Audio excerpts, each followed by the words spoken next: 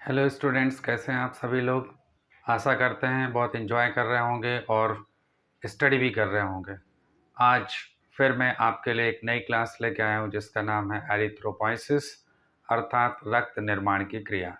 इस प्रोसेस में हम आरबीसी कैसे बनती है हमारे शरीर में उसकी जानकारी मैं दूंगा और आपका ज़्यादा समय न लेते हुए मैं अपनी क्लास की तरफ आपको ले चलता हूँ। चलिए, introduction. Erythropoiesis is the process of the origin, development, and maturation of erythrocytes. Hemopoiesis or hematopoiesis is the process of origin, development, and maturation of all the blood cells. परिचय। एरिथ्रोपोइसिस वह क्रिया है जिसमें हम आरबीसी के निर्माण की, उसके डेवलपमेंट की और उसके परिपक्वन की विधि का अध्ययन करते हैं। हीमोपोइसिस या हीमेटोपोइसिस वह प्रोसेस है जिसमें हम ब्लड की सभी सेल्स का डेवलपमेंट, उनकी उत्पत्ति और मैचुरेशन का अध्ययन करते हैं। साइट ऑफ एरिथ्रोपोइसिस वह स्थान जहाँ पर ये क्रिया होती है। इन फीटल लाइफ अर्थात माँ के गर्भ के अंदर जब बच्चा होता है उस समय। In fetal life the erythropoiesis occurs in 3 stages. माँ के गर्भ में फीटल लाइफ जब होती है, एरिथ्रोपोइसिस 3 स्टेज में संपन्न होती है। Number 1, mesoblastic stage. During the first 2 months of intrauterine life the RBCs are produced from mesenchyme of yolk sac. जब माँ के गर्भ में 2 माह के पूर्व बच्चा रहता है उस समय आरबीसी का निर्माण यॉर्क सैक में होता है। Second, hepatic stage. From 3rd month of uterine life, liver is the main organ that produces RBCs. Spleen and lymphoid organs are also involved in erythropoiesis. 2 माह के बाद यानी जब बच्चा तीसरे माह का हो जाता है उस समय से लेकर के लिवर इसका मेन ऑर्गन होता है जहां आरबीसी प्रोड्यूस होती हैं। साथ ही स्प्लीन और लिम्फॉइड ऑर्गन्स भी होते हैं जो इस क्रिया में हेल्प करते हैं। Myeloid stage. During the last 3 months of intrauterine life, the RBCs are produced from red bone marrow and liver. अंतिम लास्ट 3 months जो होते हैं जन्म लेने के पूर्व, उस समय बच्चे में आरबीसी का निर्माण बोन के अंदर बोन मैरो पाई जाती है उसमें और लिवर में उत्पन्न होने लगते हैं। In new born babies, children and adults. नवजात शिशु, बच्चों और वयस्क में ये कहाँ बनता है? In newborn babies, growing children and adults, RBCs are produced only from the red bone marrow.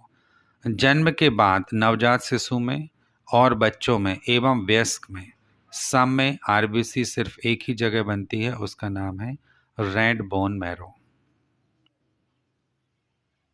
Note: up to the age of 20 years, RBCs are produced from red bone marrow of all bones, long bones and all the flat bones. 20 साल तक की उम्र तक RBC का निर्माण bone marrow में होता है जो कि लंबी अस्थियों और चपटी अस्थियों में पाई जाती हैं। After the age of 20 years, RBCs are produced from membranous bones like vertebra, sternum, ribs, scapula, iliac bones and skull bones, and from the ends of long bones. 20 साल के ठीक बाद आरबीसी का निर्माण मेम्ब्रेनस बोन्स में होना शुरू होता है जैसे vertebra, sternum, ribs, scapula, iliac bones और स्कल की बोन्स होती हैं और लंबी अस्थियों के एंड्स होते हैं ऊपर का और नीचे का, जिन्हें हम एपिफाइसिस भी कहते हैं। Process of erythropoiesis. एरिथ्रोपोइसिस की क्रिया। स्टेम सेल्स, कलम कोशिकाएं। Stem cells are the primary cells capable of self-renewal and differentiating into specialized cells. Hemopoietic stem cells are the primitive cells in the bone marrow, which give rise to the blood cells. Hemopoietic stem cells in the bone marrow are called uncommitted pluripotent hemopoietic stem cells, or we can say it PHSC. PHSC is defined as a cell that can give rise to all types of blood cells. In early stages, the PHSC are not designed to form a particular type of blood cell. and it is also not possible to determine the blood cell to be developed from these cells. Hence, the name uncommitted PHSC. When the cells are designed to form a particular type of blood cell, the uncommitted PHSCs are called committed PHSCs. Committed PHSC is defined as a cell which is restricted to give rise to one group of blood cells. Hindi में समझिए, कलम कोशिकाएं हमारी primary cells होती हैं और उनमें ये क्षमता होती है कि वो पूरे ब्लड की सेल्स बनाने में सक्षम होती हैं। हीमोपोइटिक स्टेम सेल्स जो प्रिमिटिव सेल्स कहलाती हैं बोन मैरो में पाई जाती हैं और ये पूरे ब्लड को बनाने में संपन्न होती हैं। हीमोपोइटिक स्टेम सेल्स जो बोन मैरो में होती हैं वो अभी uncommitted pluripotent haemopoietic stem cells कहलाती हैं, जिसे हम PHSC कहते हैं। कुछ समय बाद जब ये कैपेबल हो जाती है कि हमें कौन सी ब्लड सेल को डिज़ाइन करना है, तब हम इसे अनकमिटेड की जगह committed pluripotent haemopoietic stem cells कहते हैं और ये सेल एक निश्चित सेल को डिज़ाइन करने के लिए कमिटेड हो जाती है। Committed pluripotent hemopoietic stem cells are of two types. Number one, lymphoid stem cells LSC, which give rise to lymphocytes and natural killer cells. Two, colony forming blastocytes, which give rise to myeloid cells. Myeloid cells are the blood cells other than lymphocytes. When grown in cultures, these cells form colonies, hence the name colony forming blastocytes. जो committed PHSCs होती हैं वो दो प्रकार की होती हैं। एक लिम्फॉइड स्टेम सेल्स जिसे LSC कहते हैं, जो लिम्फोसाइट्स और नेचुरल किलर सेल्स बनाती हैं। दूसरी कॉलोनी फॉर्मिंग ब्लास्टोसाइट्स होती हैं। Different units of colony forming cells are: number one, colony forming unit erythrocytes CFUE. Cells of this unit develop into erythrocytes. Second, colony forming unit granulocytes or monocytes CFUGM. These cells give rise to granulocytes, neutrophils, basophils, and eosinophils, and monocytes. Number third, colony forming unit megakaryocytes CFUM. Platelets are developed from these cells. Different units जो colony forming sales होती हैं वो तीन प्रकार की होती हैं। Number एक CFUE, जिससे एरिथ्रोसाइट बनता है। नंबर टू CFUGM, जो न्यूट्रोफिल्स, बेसोफिल्स, इस्नोफिल्स और मोनोसाइट्स बनाती हैं। नंबर थ्री CFUM, जो प्लेटलेट्स बनाती हैं। ये एक ग्राफिक मेथड से आप समझिए। Uncommitted pluripotent haemopoietic stem cells जो बोन मैरो में होती है, कुछ समय के बाद committed pluripotent haemopoietic stem cells में कन्वर्ट होती है। फिर ये लिम्फॉइड स्टेम सेल और कॉलोनी फॉर्मिंग ब्लास्टोसाइट में चेंज होती हैं। लिम्फॉइड स्टेम सेल से लिम्फोसाइट्स डेवलप होंगी। Colony forming blastocytes colony forming unit E जो एरिथ्रोसाइट बनाएगी। कॉलोनी फॉर्मिंग यूनिट GM जो ग्रेनुलोसाइट्स और मोनोसाइट डेवलप करती हैं। कॉलोनी फॉर्मिंग यूनिट M जो मेगाकैरियोसाइट प्लेटलेट डेवलप करती हैं। Stages of erythropoiesis. एरिथ्रोपोइसिस में कितने पद होते हैं वो देखिए। Various stages between CFUE means colony forming unit erythrocyte cells and matured RBCs are: number one, pro erythroblast; second, early normoblast; third, intermediate normoblast; fourth, late normoblast; fifth, reticulocyte; sixth, matured erythrocyte. विभिन्न पद होते हैं erythropoiesis में। इसमें 6 मुख्य होते हैं। Number एक, pro erythroblast; 2, early normoblast; 3, intermediate normoblast; 4, late normoblast; 5, reticulocyte और छठवां matured erythrocyte. Number one, pro erythroblast, इसे हम मेगालोब्लास्ट भी कहते हैं। प्रो एरिथ्रोब्लास्ट और megaloblast is the first cell derived from CFUE. It is very large in size with a diameter of about 20 micron.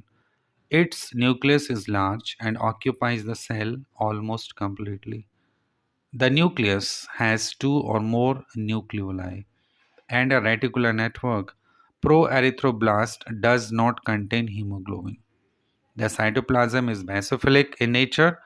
Proerythroblast multiplies several times and finally forms the cell of next stage called early normoblast. Synthesis of hemoglobin starts in this stage. However, appearance of hemoglobin occurs only in intermediate normoblast. जो pro erythroblast या megaloblast cell होती हैं, ये पहली cell है जो CFUE से बनती है। इसका आकार बहुत बड़ा होता है जिसका व्यास लगभग 20 माइक्रोन होता है और इसका न्यूक्लियस पूरे को कंप्लीट रूप से घेरे रहता है। न्यूक्लियस के अंदर दो या दो से अधिक न्यूक्लियाई हो सकते हैं और रेटिकुलर नेटवर्क होता है। इसमें हीमोग्लोबिन नहीं होता। इस साइटोप्लाज्म का जो नेचर होता है वो बेसोफिलिक होता है और ये कई बार मल्टीप्लाई करने के बाद अंत में नेक्स्ट स्टेज की सेल में बदल जाती है जिसे हम लोग अर्ली नॉर्मोब्लास्ट कहते हैं। इसमें हीमोग्लोबिन का सिंथेसिस स्टार्ट हो जाता है लेकिन दिखाई नहीं देता और ये दिखाई देगा सिर्फ इंटरमीडिएट नॉर्मोब्लास्ट में। Early normoblast, it is little smaller than proerythroblast with a diameter of about 15 micron. In the nucleus, the nucleoli disappear. Condensation of chromatin network occurs. The condensed network becomes dense. The cytoplasm is basophilic in nature. So, this cell is also called basophilic erythroblast. This cell develops into next stage called intermediate normoblast. जो early normoblast होती है ये pro erythroblast से थोड़ा छोटा होता है और इसका व्यास 15 माइक्रोन का होता है। न्यूक्लियस के अंदर न्यूक्लियोलाइड डिसअपीयर हो जाते हैं, क्रोमेटिन कंडेंस फॉर्म में आने लगता है और साइटोप्लाज्म बेसोफिलिक नेचर का होता है, इसलिए इसको हम बेसोफिलिक एरिथ्रोब्लास्ट भी कहते हैं। और ये सेल फिर नेक्स्ट स्टेज में डेवलप होती है जिसे हम इंटरमीडिएट नॉर्मोब्लास्ट कहते हैं। Intermediate normoblast cell is smaller than the early normoblast with a diameter of 10 to 12 micron. The nucleus is still present, but the chromatin network shows further condensation. The hemoglobin starts appearing. जो intermediate normoblast stage होती है इसमें cell और छोटी हो जाती है जिसका व्यास 10 से 12 माइक्रोन होता है। न्यूक्लियस अभी भी प्रेजेंट होता है और क्रोमेटिन नेटवर्क और कंडेंस हो जाता है, हीमोग्लोबिन स्टार्ट हो जाता है दिखाई देना। Late normoblast, diameter of the cell decreases further to about 8 to 10 micron. Nucleus becomes very small with very much condensed chromatin network and it is known as ink spot nucleus. Quantity of hemoglobin increases in the final stage of late normoblast just before it passes to next stage. The nucleus disintegrates and disappears. The process by which nucleus disappears is called pycnosis. Late normoblast develops into the next stage called reticulocyte. Late normoblast cell का जो diameter होता है वो और छोटा हो जाता है 8 से 10 माइक्रोन का। न्यूक्लियस और छोटा हो जाता है, क्रोमेटिन नेट कंडेंस्ड हो जाते हैं जैसे इंक स्पॉट न्यूक्लियस कहते हैं। क्वांटिटी ऑफ जो हीमोग्लोबिन की होती है वो बढ़ जाती है और फाइनल स्टेज नॉर्मोब्लास्ट अगले स्टेज के लिए तैयार हो जाती है। न्यूक्लियस डिसइंटीग्रेट्स हो जाता है और गायब हो जाता है। इसके गायब होने की प्रक्रिया को पिक्नोसिस कहते हैं। Reticulocyte is otherwise known as immature RBC. It is slightly larger than matured RBC. The cytoplasm contains the reticular network, which is formed by remnants of disintegrated organelles. Due to the reticular network, the cell is called reticulocyte. अगली जो stage है उसके हम reticulocyte कहते हैं या इसे हम आप परिपक्व आरबीसी भी कह सकते हैं। ये थोड़ी सी बड़ी होती है मैच्योर आरबीसी की अपेक्षा। इसका जो साइटोप्लाज्म है इसमें रेटिकुलर नेटवर्क या रेटिकुलम पाया जाता है। दूसरे ऑर्गेनेल्स डिसइंटीग्रेटेड हो जाते हैं और रेटिकुलर नेटवर्क के कारण ही इसको हम रेटिकुलोसाइट कहते हैं। फाइनली ये वो डायग्राम है जिसमें एक प्लूरिपोटेंट हीमोपोइटिक स्टेम सेल के द्वारा पूरे ब्लड सेल्स को डिज़ाइन किया जाता है। इसको ध्यान से देखिए। प्लूरिपोटेंट हीमोपोइटिक स्टेम सेल के द्वारा लिम्फाइड स्टेम सेल और कॉलोनी फॉर्मिंग ब्लास्टोसाइट डेवलप किए जाते हैं। कॉलोनी फॉर्मिंग ब्लास्टोसाइट के द्वारा CFUE means colony forming unit erythrocyte. ये pro erythrocyte early normoblast, intermediate normoblast, late normoblast, reticulocyte और अंत में एरिथ्रोसाइट में कन्वर्ट हो जाती है, जो कि आज का क्लास का वीडियो है। दूसरी सेल्स कैसे डेवलप होती हैं इसको आप देख सकते हैं, बिल्कुल डिज़ाइन बना हुआ है।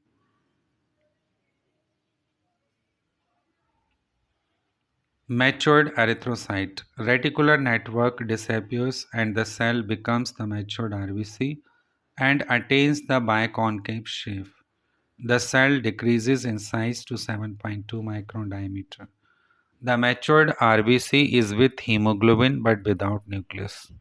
It requires 7 days for the development and maturation of RBC from proerythroblast.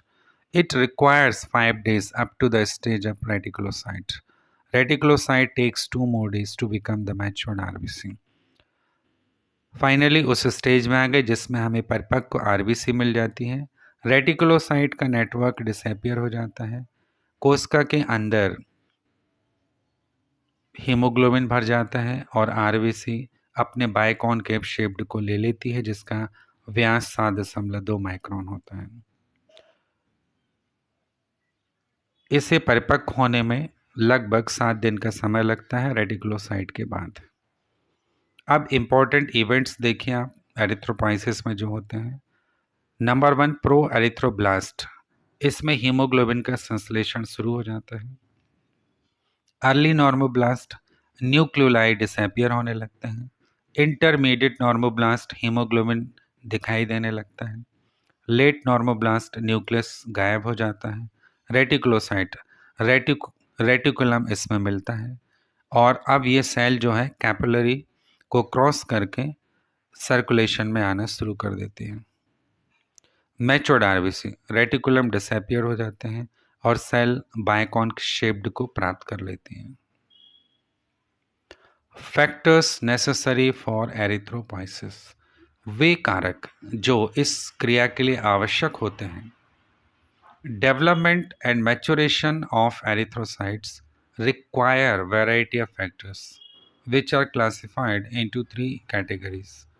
Number 1 general factors, number 2 maturation factors, number 3 factors necessary for hemoglobin formation. Number 1 general factors necessary for erythropoiesis are erythropoietin hormone, thyroxine, hemopoietic growth factors and vitamins. Maturation factors vitamin B12, intrinsic factor and folic acid are necessary for the maturation of RBCs. Third, factors necessary for hemoglobin formation. Various materials are essential for the formation of hemoglobin in the RBCs. Deficiency of these substances decrease the production of hemoglobin, leading to anemia. Such factors are first-class proteins and amino acids. Proteins of high biological value are essential for the formation of hemoglobin. Amino acids derived from these proteins are required for the synthesis of protein part of hemoglobin, the globin. Second, iron necessary for the formation of heme part of the hemoglobin. Third, copper necessary for the absorption of iron from the gastrointestinal tract. Fourth, cobalt and nickel. These material are essential for the utilization of iron during hemoglobin formation. Fifth, vitamins. Vitamin C, riboflavin, nicotinic acid, and pyridoxine are also essential for the formation of hemoglobin. Thank you very much. आज की class में बस इतना ही। यदि आपको ये पसंद आया है तो लाइक कीजिए, शेयर कीजिए, और अभी तक आपने इसे सब्सक्राइब नहीं किया तो प्लीज़ सब्सक्राइब कीजिए ताकि वीडियो की नोटिस आप तक सबसे पहले पहुंच सके। अगले वीडियो में फिर आपसे मिलते हैं, तब तक मुस्कुराते रहिए। नमस्कार, जय हिंद।